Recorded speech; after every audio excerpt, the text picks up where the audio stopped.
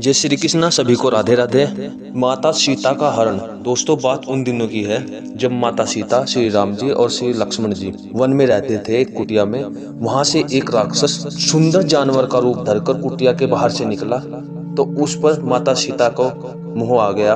वो उसको पकड़ने की, लाने की इच्छा जताने लगी। तो श्री राम जी उसके पीछे गए पकड़ने के लिए। जैसे ही राक्षस ने श्री राम की आवाज में आवाज लगाई कि मुझे बचाओ, तो वैसे ही माता सीता भयभीत हो गई और श्री लक्ष्मण जी से कहने लगी कि आप अपने भैया को ढूंढ कर लाओ। श्री लक्ष्मण जी बोलने लगे कि नहीं, भैया ने मुझे यहाँ से जाने से मना किया है। तो माता सीता के कठोर वचन सुनकर श्री लक्ष्मण जी वहां से चले गए। तो दोस्तों, लक्ष्मण के जाने के पश्चात रावण को अवसर मिल गया। वह ब्राह्मण भिक्षु का वेश धारण कर रावण सीता के पास आया और बोला, हे सुंदरी, तुम कोई वन देवी हो या लक्ष्मी अथवा कामदेव की प्रिय स्वयं रति हो?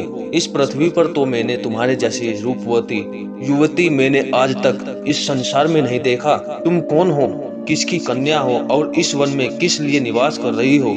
कहाँ यह तुम्हारा तीनों लोकों में सबसे सुंदर रूप, तुम्हारी सुकुमारता, और कहाँ इस दुर्गम वन में निवास? यह स्थान तो इच्छानुसार रूप धारण करने वाले भयंकर राक्षसों का निवास स्थान है। तुम यहाँ से चली जाओ, तुम यहाँ रहने योग्य नहीं हो।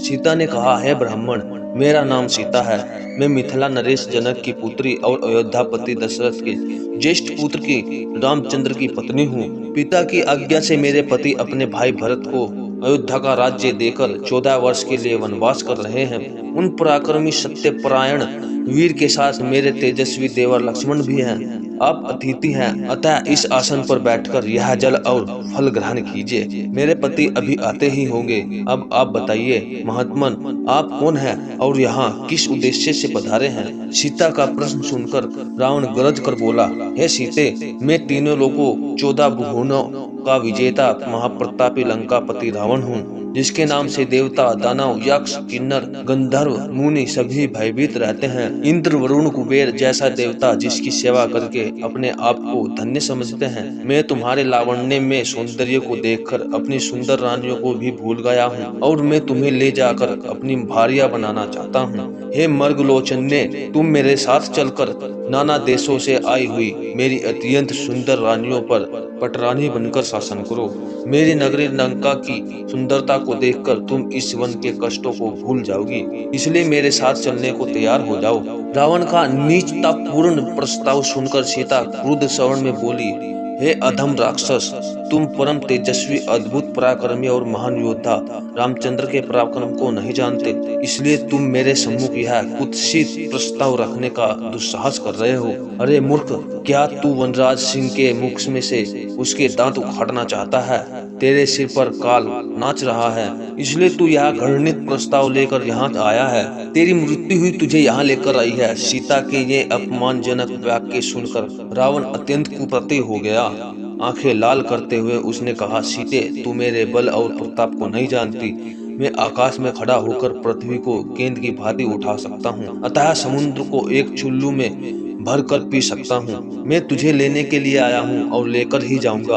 यह कहकर रावण ने अपने ब्राह्मण वेश को त्याग कर विकराल रूप धारण कर लिया और दोनों हाथों से सीता को उठाकर अपने कंधे पर बैठा निकटवर्ती खड़े विमान पर जा सवार हुआ। इस प्रकार अप्रत्याशित रूप से पकड़े जाने पर सीता ने हाय राम कहते हुए स्वयं को रावण के हाथों से छुड़ाने का प्रयास किया, परंतु बलवान रावण के सामने उनकी एक न चली। उसने उन्हें बांधकर विमान में एक ओर डाल दिया और तीव्र गति से लंका की ओर चल पड़ा।